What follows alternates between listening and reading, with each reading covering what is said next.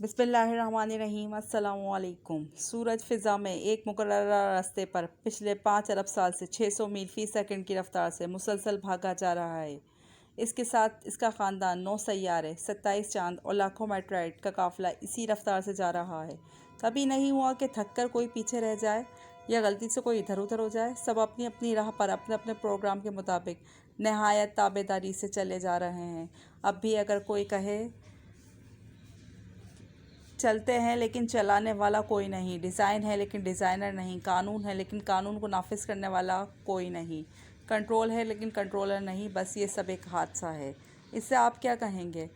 चांद 3,70,000 मील दूर ज़मीन पर समंदर के अरबों खरबों टन पानियों को हर रोज़ 2 दफ़ा मद्दोजज़र से हिलाता रहता है ताकि इनमें बसने वाली मखलूक के लिए हवा से मुनासिब मिकदार में ऑक्सीजन का इंतज़ाम होता रहे, पानी साफ़ होता रहे, इसमें ताफ़ुन पैदा ना हो, साहिली इलाकों की सफाई होती रहे, ग़लाज़तें बहकर गहरे पानियों में चली जाएं। यही नहीं बल्कि समंदरों का पानी एक ख़ास मिकदार में खारा है। पिछले 3 अरब साल से ना ज़्यादा ना कम नमकीन बल्कि एक मुनासिब तवाज़ुन बरकरार रखे हुए है ताकि इसमें छोटे बड़े सबाबी जानवर आसानी से तैर सकें और मरने के बाद इनकी लाशों से बू ना फैले। इन्हीं में खारी और मीठे पानी की नहरें भी साथ साथ बहती हैं। सतह ज़मीन के नीचे भी मीठे पानी की समंदर हैं जो खारे पानी के खुले समंदरों से मिले हुए हैं। सबके दरमियान एक गैब का पर्दा है ताकि मीठा पानी मीठा रहे और खारा पानी खारा। इस हैरान कुन इंतज़ाम के पीछे कौन सी अकल है? इस तवाज़ुन को कौन बरकरार रखे हुए है? क्या पानी की अपनी सोच थी या चांद का अपना फ़ैसला? 1450 साल पहले जब जदीद साइंस का वजूद नहीं था, अरब के सहरा ज़दा मुल्क में जहाँ कोई स्कूल और कॉलेज नहीं था, हज़रत मोहम्मद मुस्तफ़ा सल्लल्लाहु अलैहि वसल्लम ने अल्लाह सुब्हानहू तआला के नाजिल करदा कुरान से सूरज और चाँद के बारे में फ़रमाया, ये सब एक हिसाब के पाबंद हैं। वश्शम्सु वल क़मरु बिहुस्बान, सूरह रहमान आयत नंबर 5। समंदरों की गहराई के मुतालिक फ़रमाया कि बैनहुमा बरज़ख़ ला यब्ग़ियान, और इनके दरमियान बरज़ख़ बैरियर है जो काबू में रखे हुए, सूरह रहमान आयत नंबर 20।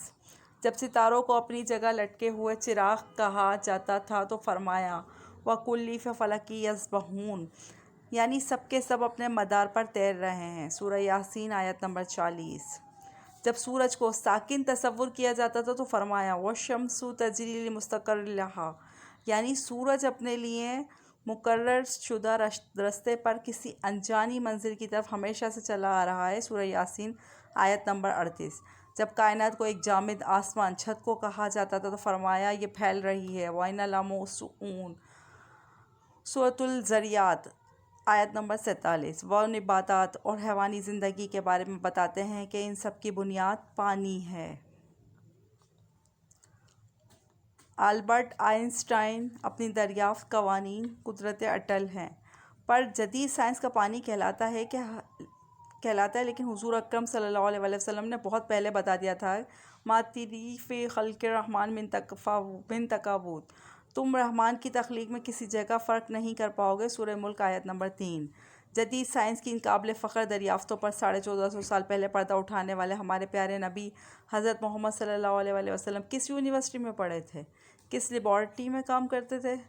नौमौलूद बच्चे को कौन समझाता है कि भूख के वक्त रो रो कर माँ की तवज्जो अपनी तरफ मबसूल करवाए? माँ को कौन हौसला देता है कि हर ख़तरे के सामने सीना सुपर होकर बच्चे को बचाए? एक मामूली सी चिड़िया शाहीन से मुकाबले पर उतर आती है, ये हौसला इसे किसने दिया? मुर्गी के बच्चे अंडे से निकलते ही चलने लगते हैं, हैवानात के बच्चे बग़ैर सिखाए माओं की तरफ दूध के लिए लपकते हैं, इन्हें यह सब कुछ कौन सिखाता है? जानवरों के दिलों में कौन मोहब्बत डाल देता है कि अपनी चोंचों में खुराक लाकर अपने बच्चों के मुंहों में डालें? ये आदाब ज़िंदगी इन्होंने कहाँ से सीखे? शहद की मक्खियाँ दूर दराज बागों में एक एक फूल से रस चूस चूस कर इंतहाई ईमानदारी से लाकर छत्ते में जमा करती जाती हैं। इनमें से एक माहिर साइंसदान की तरह जानती हैं कि कुछ फूल जहरीले हैं, इनके पास नहीं जाएं। एक काबिल इंजीनियर की तरह शहद और मोम को अलहदा अलहदा करने का फ़न भी जानती हैं। जब गर्मी होती है तो शहद को पिघल कर बह जाने से बचाने के लिए अपने परों की हरकत से पंखा चलाकर ठंडा भी करती हैं। मोम से ऐसा घर बनाती हैं जिसे देखकर बड़े से बड़े आर्किटेक्ट भी हैरत ज़दा हैं। लाखों की तादाद में ऐसे मुनज़्ज़म तरीके से काम करती हैं कि मिसाल नहीं मिलती। हर एक में ऐसा راڈار، ہر ایک میں ایسا ریڈار نصب ہے کہ وہ دور دور نکل جاتی ہیں لیکن اپنے گھر کا راستہ نہیں بھولتی۔ انہیں زندگی کے یہ طریقے کس نے سکھائے؟ انہیں یہ عقل کس نے دی؟ مکڑا اپنے منہ کے لعاب سے شکار پکڑنے کے لیے ایسا جال بناتا ہے کہ جدید ٹیکسٹائل انجینئر بھی اس بناوٹ کا ایسا نفیس دھاگا بنانے سے قاصر ہیں۔ گھریلو چوٹیاں آج گرمیوں میں موسم سرما کے لیے خوراک جمع کرتی ہیں، اپنے بچوں کے لیے گھر بناتی ہیں، ایک ایسی تنظیم سے رہتی ہیں جہاں مینجمنٹ کے تمام اصول حیران کن حد تک کار فرما ہیں۔ ٹھنڈے پانیوں میں رہنے والی مچھلیاں اپنے انڈے اپنے وطن سے ہزاروں میل دور گرم پانیوں میں دیتی ہیں، لیکن ان سے نکلنے والے بچے جوان ہو کر ماں کے وطن خود بخود پہنچ جاتے ہیں۔ نباتات کی زندگی کا سائیکل بھی کم حیران کن نہیں۔ جراثیم اور بیکٹیریا کیسے کروڑوں سال سے اپنی بقا کو قائم رکھے ہوئے ہیں۔ زندگی کے انہیں کس نے سکھائے؟ سوشل مینجمنٹ کے یہ اصول انہیں کس نے سکھائے؟ کیا زمین اس قدر عقل مند ہے کہ اس نے بھی خود بخود لیل و نہار کا نظام قائم کر لیا؟ خود بخود ہی اپنے محور پر 67 ڈگری جھک گئی تاکہ سارا سال موسم بدلتے رہیں، کبھی پہاڑ، کبھی گرمی، کبھی سردی اور کبھی خزاں، تاکہ اس پر بسنے والوں کو ہر طرح کی سبزیاں، پھل اور خوراک سارا سال ملتی رہیں۔ زمین نے اپنے اندر شمالاً جنوباً ایک طاقتور مقناطیسی نظام بھی خود بخود ہی قائم کر لیا تاکہ اس کے اثر کی وجہ سے بادلوں میں بجلیاں کڑکیں جو ہوا کی نائٹروجن کو نائٹرس آکسائڈ میں بدل کر بارش کے ذریعے زمین پر پودوں کے لیے قدرتی کھاد مہیا کریں۔ سمندروں پر چلنے والے بحری جہاز، آبدوز سب میرین اور ہواؤں میں اڑنے والے طیارے اس مقناطیس کی مدد سے اپنا راستہ پائیں۔ آسمانوں سے آنے والی مہلک شعاعیں اس مقناطیسیت سے ٹکرا کر واپس پلٹ جائیں تاکہ زمینی مخلوق ان کے مہلک اثرات سے محفوظ رہے اور زندگی جاری رہے۔ زمین، سورج، ہواؤں، پہاڑوں، میدانوں نے مل کر سمندر کے ساتھ سمجھوتہ کر رکھا ہے تاکہ سورج کی گرمی سے آبی بخارات اٹھیں۔ ہوائیں اربوں ٹن پانی کو اپنے دوش پر اٹھا کر پہاڑوں اور میدانوں تک لائیں۔ ستاروں سے آنے والے ریڈیائی ذرے بادلوں میں موجود پانی کو اکٹھا کر کے قطروں کی شکل دیں اور پھر یہ پانی میٹھا بن کر خشک میدانوں کو سیراب کرنے کے لیے برسے۔